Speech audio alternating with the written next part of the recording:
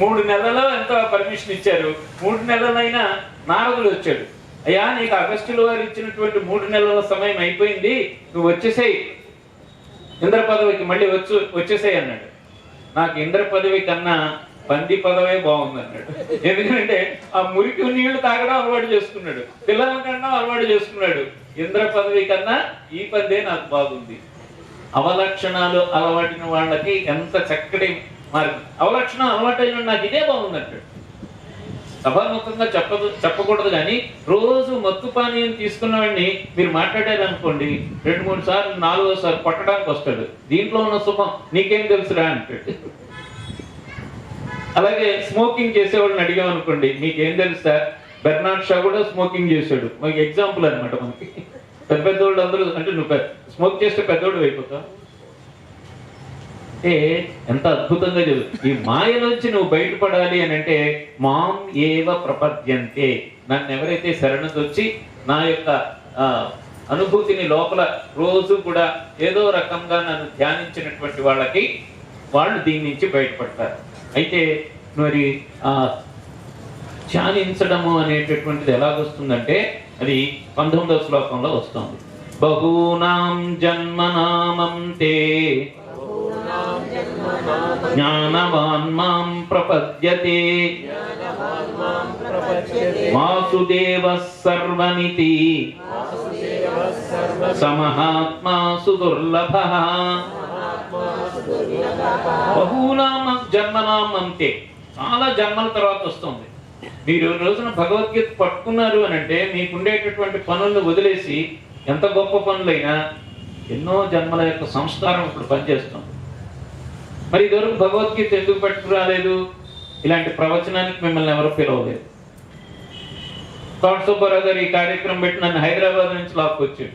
అంటే ఒక కలయిక జరిగినప్పుడు మనలో ఉండే మంచి సంస్కారం బయటకు వచ్చింది అనమాట. అంటే మంచి సంస్కారం బయటికి రావడానికి కూడా ఒక ఎన్వైరన్మెంట్, ఒక వాతావరణాన్ని క్రియేట్ చేయాలి. ప్రతిసారి ఆయనే చేయాలంటే ఎట్లా? మనమే చేసుకోవచ్చు కదా, మన ఇంట్లోనే చేసుకోవచ్చు కదా. ఆదివారం పూట అరే నేను విష్ణు సహస్రనామం చదువుతాను, నువ్వు కూడా బాధ్యం పెట్టేసుకొని విష్ణు సహస్రనామం నాతో పాటు చదవరా అని పిల్లవాడికి 8 ఏళ్ళప్పుడు చెప్పారనుకోండి వింటాడు, 18 ఏళ్ళప్పుడు చెప్తే వినడు. అంటే సమాజాన్ని బాగు చేయడానికి, ఆధ్యాత్మిక చింతనకి నారు పోసి నీరు పోయవలసింది ఎవరు? తల్లిదండ్రులే ముందు. తల్లిదండ్రులు దాన్ని విస్మరిస్తే పిల్లలకి రాదు. అదిగో అలాంటి ఇన్సిడెంట్ జరుగుతూనే ఉంటాయి. బహూనాం జన్మనామంతే జ్ఞానవాన్ మాం ప్రపద్యతే. వాళ్ళు అప్పుడు వాసుదేవ సర్వమితి, వాసుదేవుడి యొక్క, అంటే వాసుదేవుడు అంటే వసుదేవుడి కుమారుడు, అంటే శ్రీకృష్ణుడు, అంటే పరమాత్మ. పరమాత్మ వలనే ఇదంతా ఉంది అనేటటువంటిది వాళ్ళు గ్రహిస్తారు. ఎప్పుడది? బహూనాం జన్మనాం అంతే, చాలా జన్మల తర్వాత దాన్ని వాళ్ళు గ్రహిస్తారు అని. దీంట్లో గమ్మత్తు ఏంటంటే వ్యాసుల వారు మన చేత భగవన్ నామాన్ని కూడా చెప్పిస్తుంటారు తెలియకుండానే. ఆ శ్లోకం చదివితే భగవన్ నామం కూడా చెప్పినట్టే. ఇప్పుడు ఓం నమో భగవతే వాసుదేవాయ ఇచ్చేసారు ఈ శ్లోకం. బహూనాం జన్మనామంతే జ్ఞానవాన్ మాం ప్రపద్యతే వాసుదేవ. వాసుదేవ వాసుదేవ ఎవరు? వాసుదేవుడు వసుదేవుడు కుమారుడు కాదు, భక్తుల యొక్క హృదయంలో నివసించేవాడు వాసుదేవుడు. వాసు హృదయ నివాసి ఆయన, అందుకని వాసుదేవుడు అని ఒక అర్థం కూడా చెప్తారు. ఇది ద్వాదశాక్షర మంత్రం ఇక్కడ మనకి ఇచ్చారనమాట.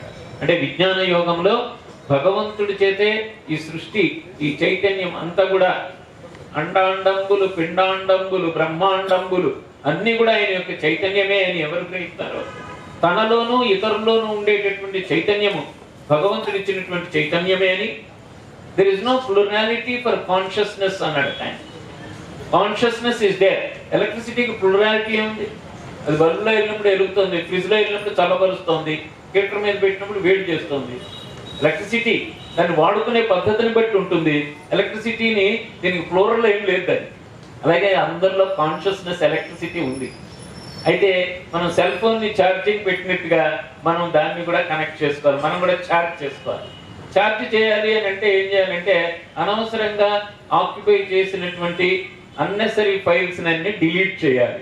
మనం మనం మనం రోజు మన యొక్క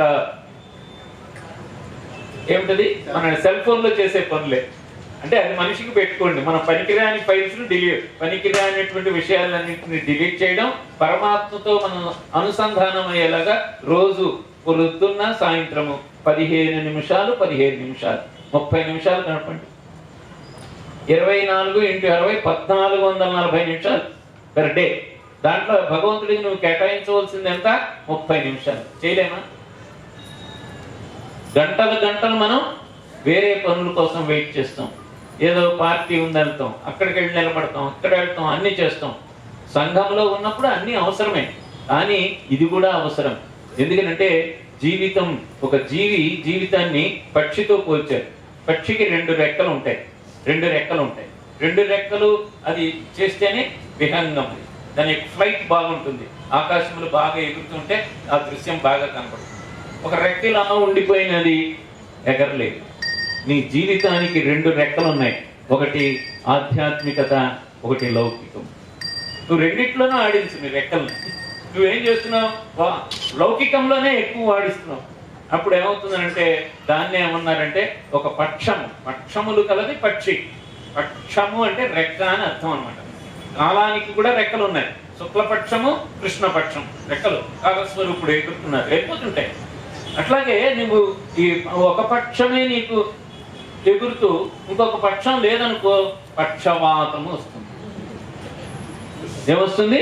పక్షవాతం. అంటే పక్షవాతం అంటే ఫిజికల్ గా కాదు, మెంటల్ గా పక్షవాతం. మనకి ఎంతసేపు ఏంటి వాళ్ళ ఇంట్లో ఏమైంది, మీకు ఎంతమంది పిల్లలండి, వాళ్ళు అమెరికాలో ఉన్నారు, ఏమైనా పంపిస్తున్నారు, పట్టుకోవట్లేదు. మా ఇంట్లో కూడా అలాగే ఉందండి. ఈ విషయాలు మీరు ఎన్ని పూజలు చేయించారు? ఎన్ని దీపాలు వెలిగించారండి? అసలు నీ మనసులో ఉన్న దీపాన్ని వెలిగించు, జ్ఞానజ్యోతిని వెలిగించు. బయట దీపాలు అంటే బయట దీపాలు వద్దా? కావాలి. కానీ బయట దీపాన్ని వెలిగించేటప్పుడు ఈ జ్యోతి, అంతర్జ్యోతి అయినటువంటి పరమాత్మ యొక్క తత్వాన్ని కూడా నేను గుర్తు చేసుకోవడానికి ఈ జ్యోతిని వెలిగిస్తున్నాను. That's right. వాళ్ళు ఏం వెలిగించారు? మీరు 5, మేము 6, లెక్కలేదా? అది చెప్తున్నారు. అదే మాయా అనేటటువంటి. కాబట్టి బహూనాం జన్మనామంతే జ్ఞానవాన్మాం ప్రపద్యతే వాసుదేవ సర్వమితి సమహాత్మ సుదుర్లభ.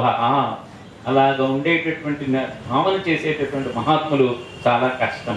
అలాంటి మహాత్ములు కానీ ఏదైనా మాట్లాడుతుంటే, ప్రవచనం చేస్తుంటే, లేకపోతే ఏదైనా గోష్ఠి చేస్తుంటే మనం వెళ్ళి ఏం చేయక్కర్లా, ఇన్వెస్ట్మెంట్ ఏం లేదు, విని చెవులు వాళ్ళకి అప్పించి శ్రవణేంద్రియాన్ని ఇప్పించి ఆ అమృతధారణకు రోలడమే. అది అక్కడ ఉండేటటువంటి మెసేజ్. ఆ విధంగా విజ్ఞాన యోగం నుంచి మనం ఇప్పుడు అక్షర పరబ్రహ్మ యోగంలోకి వెళ్తున్నాం. చూడండి ఎలా తీసుకెళ్తున్నాడో. 18 నిచ్చెన మెట్లు పెట్టాడు ఆయన. మొదటి మెట్లోనే స్లిప్ అయి పడిపోతా అన్నాడు. అర్జున విషాద యోగం నేను ఎక్కలేను అన్నాడు. నువ్వు ఆత్మరావు బాబు, శరీరం కాదని 2వ మెట్టు ఎక్కించాడు. అక్కడ నుంచి కర్మ చెప్పాడు, అక్కడ నుంచి కర్మ సన్యాస యోగం చెప్పాడు, విజ్ఞాన యోగంలో పట్టుకొచ్చాడు. ఇప్పుడు నీకేం చెప్తున్నారంటే అక్షర పరబ్రహ్మ యోగం. యోగము అంటే కలయిక, అక్షర అంటే ఏంటంటే నాశనము లేనిది. క్షరము అంటే నాశనం అయిపోయింది. అంటే నాశనము లేనటువంటి పరబ్రహ్మ యొక్కతో నీ యొక్క కలయిక, అది అక్షర పరబ్రహ్మ యోగము. దీంట్లో అద్భుతమైనటువంటి శ్లోకం ఒకటి ఉంది. అది మీరందరూ టిక్ చేసుకోవాలి చక్కగా. రోజు మీ ప్రేయర్లో ఇది చేసుకోండి చక్కగా. 2 సార్లు చెప్పిస్తాను. ఇదే ప్రార్థన. ఇది అర్జునుడి ముఖతో వచ్చింది. 7 అధ్యాయాలు విన్న తర్వాత అర్జునుడిలో ఒక రకమైనటువంటి మార్పు వచ్చింది. మార్పు వచ్చి ఈ శ్లోకంలో ఏం చెప్తాడంటే అసలు పరమాత్మని, శ్రీకృష్ణుడిని పరమాత్మగా కీర్తిస్తున్నాడు. అది 9వ శ్లోకం తీసుకోండి. కవిం పురాణమనుశాసితారం అనోరణీయాం సమనుస్మరేద్యః సర్వస్య ధాతారమచింత్య రూపం ఆదిత్యవర్ణం తమసః పరస్తాత్. భగవంతుడి యొక్క నిర్వచనం. దీంట్లో 8 లక్షణాలు మనకి వస్తాయన్నమాట. భగవంతుడు ఎవరు? ధ్యేయము, నీ యొక్క లక్ష్యం అది భగవంతుడు. ధ్యానము ద్వారా నువ్వు ధ్యేయం చేరుకోవాలి. నువ్వు భగవంతుడిని ఈ విధంగా ధ్యానించాలి. ఆ విధంగా ధ్యానించాలి అని చెప్పి కృష్ణ పరమాత్మ చెప్పట్లే, అర్జునుడు ఆయన అలా కీర్తిస్తున్నాడు. దీన్ని రౌండ్ టేబుల్ కాన్ఫరెన్స్కి వెళ్ళినప్పుడు గాంధీ గారు వచ్చేస్తున్నప్పుడు కొలంబియా బ్రాడ్కాస్టింగ్ కార్పొరేషన్ అని ఒకటి ఉంది లండన్లో, ఆ రోజుల్లో ఉండేది, ఇప్పుడు బీబీసీ ఉంది, అప్పుడు కొలంబియా బ్రాడ్కాస్టింగ్ కార్పొరేషన్, దానికి మీలాంటి మంచి మనిషి డైరెక్టర్గా ఉన్నాడు అక్కడ. ఆయన ఏమన్నాడంటే, గాంధీ గారి గురించి మేము చాలా విన్నాము, ఆయన నిరాడంబరంగా జీవిస్తారు, సత్యము అహింస అనేటటువంటి ఉన్నాయి, చాలా అద్భుతమైనటువంటి వ్యక్తి. బ్రిటిష్ పాలనలో మనం ఉన్న బ్రిటిష్ దేశస్తులు మనల్ని ఇష్టపడేవాళ్ళు చాలా మంది ఉన్నారు. కాటన్ గారు మనం బాగా ఇష్టపడ్డాడు మన సంస్కృతిని, వీళ్ళు బ్యారేజ్ కట్టాడు కాటన్. బ్రౌన్ అని ఉన్నాడు, వేమన గారు రాసినటువంటి ఆ పద్యాలన్నీ కూడా ఆయన జీతంలో డబ్బులు ఇచ్చి పండితుల చేత దాన్ని సరిచేయించి ప్రింట్ చేయించాడు బ్రౌన్. కాబట్టి ఆయన ఏం చేశాడంటే, డైరెక్టర్ గారు ఆయన రోడ్డు కాసుకొని కూర్చొని ఆయన గాంధీ గారు వచ్చేటప్పుడు ఆపి వారికి నమస్కరించారు. నమస్కారం బ్రిటిష్ వాళ్ళు నాకు పెట్టడం ఏంటని చెప్పి ఆయన సరే నవ్వుతూ అక్కడ ఆగారు. అయితే ఏమన్నారని అంటే, మీకు ఏమిటి ఆధారం, ఏ శక్తి చూసుకొని మీరు ఇంత ఈ స్వాతంత్ర ఉద్యమాన్ని భారతదేశంలో నడుపుతున్నారు? చాలా కష్టం ఇది, మీరు నిరాడంబరంగా జీవిస్తారు, అహింస అనేటటువంటిది ఉంది, మీరు రోజు 18 గంటలు పనిచేస్తారట. ఎక్కడి నుంచి వస్తుంది ఈ శక్తి అని అంటే, నాకు భగవంతుడు ఇస్తాడు అని అంటాడు. మా భగవంతుడు మాకు తెలుసు, కానీ మీ భగవంతుడి గురించి తెలుసుకోవాలంటే ఆయన బోసినవు నవ్వి, భగవంతుడు అనేవాడు ఒకడే, బ్రిటిష్ భగవంతుడు ఒకడు ఉన్నాడు, ఇండియా భగవంతుడు ఉన్నాడు అన్నాడు ఆయన. లేదండి, మేము భగవంతుడిని నిర్వచించుకునేది ఉంటుంది కదా, మీరు నిర్వచించేది ఏమన్నాడు అని అంటే, రేడియో స్టేషన్లో పట్టుకెళ్ళి లైవ్గా ఆయనది రికార్డ్ చేశాడు. హూ ఈజ్ గాడ్ అని అంటే ఆయన చెప్పింది ఇది, కవిం పురాణమనుశాసితారం అనోరణీయాం సమనుస్మరేద్యః సర్వస్య ధాతారమచింత్య రూపం ఆదిత్యవర్ణం తమసః పరస్తాత్. ఉపనిషత్తులు పిండితే వచ్చే మాటలు ఇవి. భగవంతుడు సర్వజ్ఞుడు, కవి అంటే సర్వజ్ఞుడు అని అర్థం. కవి అంటే 4 పద్యాలు రాసిన కవి మన లెక్కల్లో, కానీ అసలు కవి అంటే డెఫినేషన్ ఏంటంటే అన్నీ తెలుసుకోగలిగినట్టు కవిం పురాణం అని అంటే పురాతనమైనటువంటి, అంటే సనాతనమైనటువంటి, అంటే సనాతనుడు, తర్వాత సర్వజ్ఞుడు, తర్వాత అనుశాసితారం, అన్ని శాసిస్తాడు. భూమి తిరుగుతోంది, తన చుట్టూ తాను తిరుగుతూ, మళ్ళీ ఆర్బిటల్, ఆ స్పేస్ లో ఆర్బిటల్ స్పీడ్ ఉంది దానికి, వెలాసిటీ, ఆర్బిట్ లో తిరుగుతూ తన చుట్టూ తాను తిరుగుతూ మళ్ళీ సూర్యుడు చుట్టూ తిరుగుతుంది. ఎన్ని వేల కిలోమీటర్ల స్పీడ్ లో తిరుగుతుంది అంటే అద్భుతం. అది మీరు ఆశ్చర్యపోతారు. సెకండ్కి 1,00,000 కిలోమీటర్ల స్పీడ్ లో తిరుగుతుంది ఆర్బిటల్ స్పీడ్. కానీ మన ముత్తాతలు పంటలు పండించుకొని నీళ్లు తాగి హాయి పిల్లలు కానీ వెళ్ళిపోయారు. మన తాతలు కన్నారు. ఎవడైనా ఏమైనా డిస్టర్బ్ అయ్యాడా? Who is doing this? ఏ కక్షలో ఏ గ్రహము ఎలా తిరగాలో అలా తిరుగుతుంది కదా. అనుశాసితారం, శాసించేవాడు ఒకడు ఉన్నాడు. నేను ప్రసంగం ఇస్తే మీరు ఎన్ని భగవంతుడు ఇవన్నీ అనవసరమైన మీరు చెప్తున్నారండి, నాస్టికుడు అంటే శాసించేవాడు లేదనంటే, ఇప్పుడు there is a creation. Do you agree? సృష్టి అనేది ఉంది కదా, there is a creation. Without creator how can creation come? ఇప్పుడు పిల్లోడు పుట్టాడు, క్రియేటర్ ఉన్నాడు కదా. చెట్టు ఉంది, నాటినోడు ఒకడు ఉన్నాడు కదా. అంటే ఈ మైక్ నేను పట్టుకుంటున్నాను, దీన్ని తయారు చేసినోడు ఒకడు ఉన్నాడు కదా. ఆపూసా వాచ్ పెట్టుకున్నాను, హెచ్ఎంటి వాచ్, ఇప్పుడు పోయింది అనుకుంటుంది టైటాన్ వాచ్. Titan company. అంటే ప్రతిదాన్ని ఏది కనపడుతుందో దాన్ని వెనక ఒక సృష్టికర్త ఉన్నాడు. ఈ విశ్వానికి కూడా సృష్టికర్త ఉన్నాడు, ఆయనే భగవంతుడు. కవిం పురాణం అనుశాసితారం అనోరణీయాం. This is very important. అణువు కన్నా చిన్నవాడు అటు, మళ్ళీ ఇంత క్రియేట్ చేస్తూ అణువు కన్నా చిన్నవాడు. అందుకే మనకు మంత్రపుష్పంలో వస్తుంది. మంత్రపుష్పంలో ఏమొస్తుంది? నీవారసూకవత్తన్వి పీతాభాస్వత్యనూపమా తస్య శిఖాయ మధ్యే పరమాత్మా వ్యవస్థితః సబ్రహ్మ సశివ సహరిసేంద్ర సోక్షస్ప రాజాధిరాజాయ ప్రసహ్య సాగినే. ఏడు చెప్తుంది మంత్రం. నీ హృదయ గుహలో నీవార గింజదు టిప్ ఎంత ఉందో అంత బ్లూ షైనింగ్ లో ఉందని చెప్తున్నారు. అది ఉందో లేదో కాదు అంటే ఏమిటి? అణువు కన్నా అణువు, బ్రహ్మాండాల కన్నా బ్రహ్మాండం. Greater than the greatest, smaller than the smallest. కవిం పురాణం అనుశాసితారం అణోరణీయం సమనుస్మరీత్య సర్వస్య ధాతార, అన్నిటిని ధరించేటటువంటి అచింత్య రూపం, ఆదిత్య వర్ణం, ఆదిత్య రంగులో ఉన్నాడు ఆయన. తమస పరస్తాత్, ఎక్కడ కనబడతాడంటే చీకటికి అవతల ఉన్నాడు. ఎక్కడ చీకటి? నీ హృదయ గుహలో అవిద్య అనే చీకటి ఉంది, దానికి అవతల ఉన్నాడు. అది కనుక నువ్వు ఆ చీకటిని తొలగిస్తే నువ్వు దాన్ని పొందగలవు. ఆ చీకటిని తొలగించాలి అని అంటే మనం భగవంతుడి యొక్క నామస్మరణ చేయడం, ఆయన్ని ధ్యానం చేయాలి. దీన్ని పోతన గారు ఈ శ్లోకానికి తమస పరస్తాత్కి లోకంబులు లోకేశులు లోకస్థులు తెగినతిది అలోకంబగు పెంజీకటి కవ్వల నెవ్వడు ఏకాకృతి వెలుగు అతనినే సేవింతున్. పెంచీకటి కవ్వల తమస పరస్తాత్. చీకటి, చీకటి మనం తయారు చేసుకున్న చీకటి ఉంది. ఈ చీకటి నుంచి తమస్సు అంటే అజ్ఞానం అని అర్థం. అందుకే మనం ఏమంటాం? తమసోమా. బాగా తెలుసు మనందరికీ. అంటే నన్ను చీకట్లోంచి వెలుగులోకి తీసుకెళ్ళని నేను ఈ లైట్ మీద ఎందుకు ప్రార్థన చేస్తున్నాను? ఈ వెలుగు కాదు, ఈ చీకటి కాదు, ఈ వెలుగు కాదు, నువ్వు తీసుకెళ్ళాల్సి లోపల గూడు కట్టుకున్నట్టు.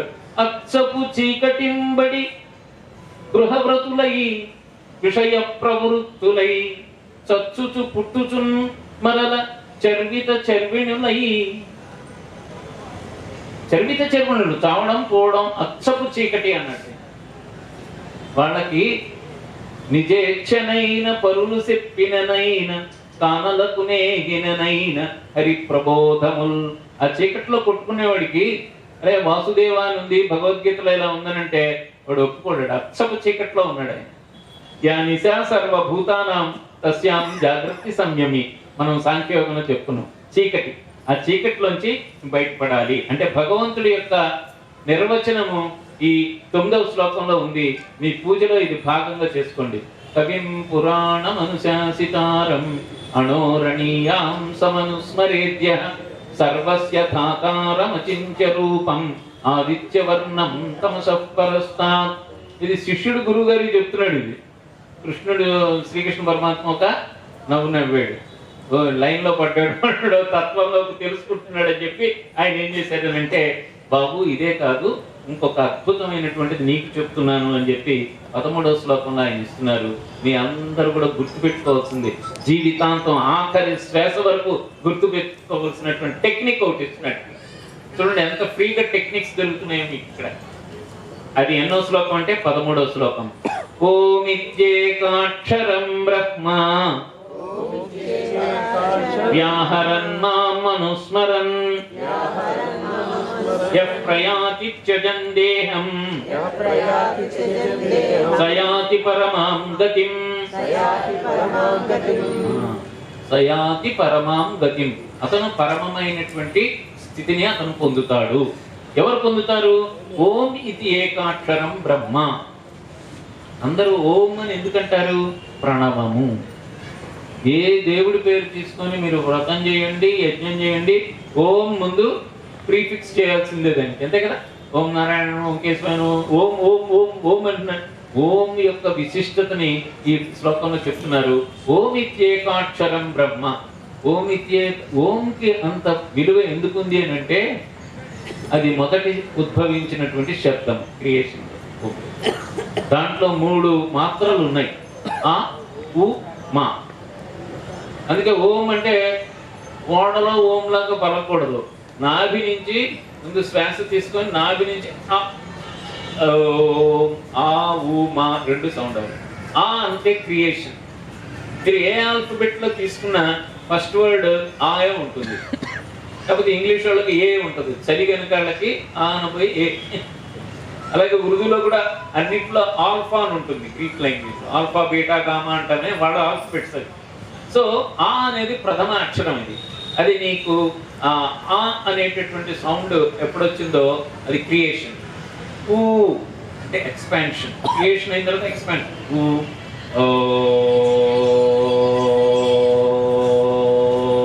క్రియేషన్ సాగుతుంది. ఒక చోట లయం అవ్వాలండి. మా ఓం అంటాం. అంటే మనం ఓం అనేది ఇప్పుడు ఏ అర్థంతో చదవాలో మనకి తెలుస్తుంది. సృష్టి, స్థితి, లయలు ఒకే ఒక చిన్న శబ్దంలో ఇమిడిచి మన ఋషులు ఏకాగ్రతగా సాధన చేసి మనందరికీ ప్రసాదంగా ఇచ్చింది ఓంకారము. ఓంకార బిందు సంయుక్తం నిత్యం ధ్యాయంతి యోగినః మోక్షదం కామదం చైవ ఓంకారాయ నమో నమః. పతంజలి యోగ సూత్రాల్లో 4వ సూత్రంలో చెప్తాడు, తస్య వాచకః ప్రణవః. పతంజలి యోగ సూత్రాలు భగవంతుడి పేరే ఓంకారము. దీన్ని ప్రణవోపాసన అని అంటారు. దీంట్లోనే మన యొక్క ఆలో నీకేముంది అని అంటే, నీకు అవస్థలు ఉన్నాయి. మనకి 3 అవస్థలు ఉన్నాయి కదా. ఏమున్నాయి అవస్థలు? జాగ్రత్త అవస్థ, నిద్రావస్థ, స్వప్నావస్థ.